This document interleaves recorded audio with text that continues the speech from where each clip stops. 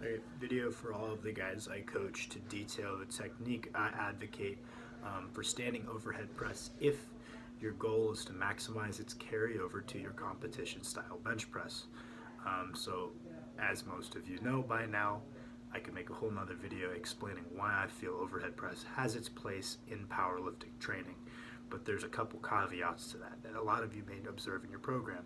So the simple ones is that I believe that the intention needs to be to increase your overhead press 1 rep max rather than to increase your 10 rep max if you want to see it carry over to your bench press.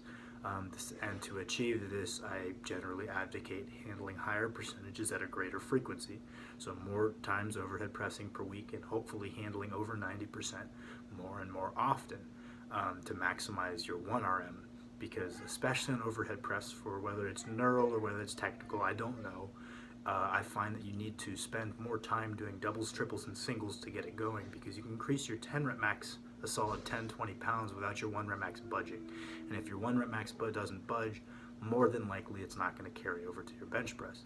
And then the technical sides of how to maximize carryover, the technique that I advocate, there's a couple different parts that I focus on. The first and most important one, I believe, is a pause in your lowest position. So in most of your sheets, it's referred to as a pause overhead press. The second one is where it's paused. So first of all, much the same as the way I generally teach bench press, I want your joints to be stacked in your lowest position. In the position of the pause, I want the bar to be over your wrist, which is over your elbow. So the weight stays in your hands the whole time. It's not held in a front rack like an Olympic style overhead press. More on that later. And so it stays stacked. But the lower you can get that stacked bottom position, the more benefit you're going to see, whether hypertrophy or strength-wise, because you have more distance to accelerate the bar before your sticking point, and also just greater ROM generally means greater hypertrophy. You don't want in your bottom position your elbows to shift back or forward. You want them to stay stacked under the bar in that lowest position. And then the other big technical caveat that I generally advocate is I don't cue push your head through, which seems it's one of the more universal cues other than hips back I've ever heard, is always push your head through. And I've kind of always wondered why, and no one could give me a good answer. Sebastian Oreb, the Australian strength coach on Instagram, also does not push his head through on standing overhead press. And he was asked why in the comments, and he just responded, why would I do that? And no one could give him a very solid answer. The answer, I believe, is that this is a cue for overhead press with the intention of increasing your jerk, because that makes the motion more similar to a jerk, where you push it, your head is directly under the bar. But I am not training overhead press to carry over to my jerk. I can't even do a jerk. I am training overhead press to carry over to my bench press. So much the same, wouldn't I want to make it more similar to my competition style bench press rather than make it more like my jerk?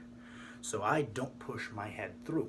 I stay in I try to achieve a little bit of thoracic extension. I get my scaps back, I get my scaps down to get that slight thoracic extension, and I just press, and I do not press my head through. And I've found better results as far as carryover to the bench, and I also find that this generally helps people move higher percentages of their overhead press than the head through technique.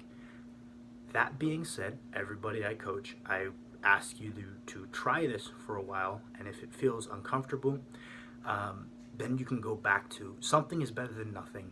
Getting injured is worse than optimal.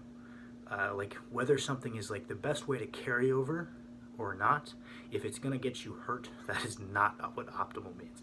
And I am not advocating leaning back. I want that to be clear. Just because I'm not pushing my head through, I'm not saying to lean further and further back and put your back into extension and load extension, because that's a very quick way to hurt your back. That being said, I think that's everything.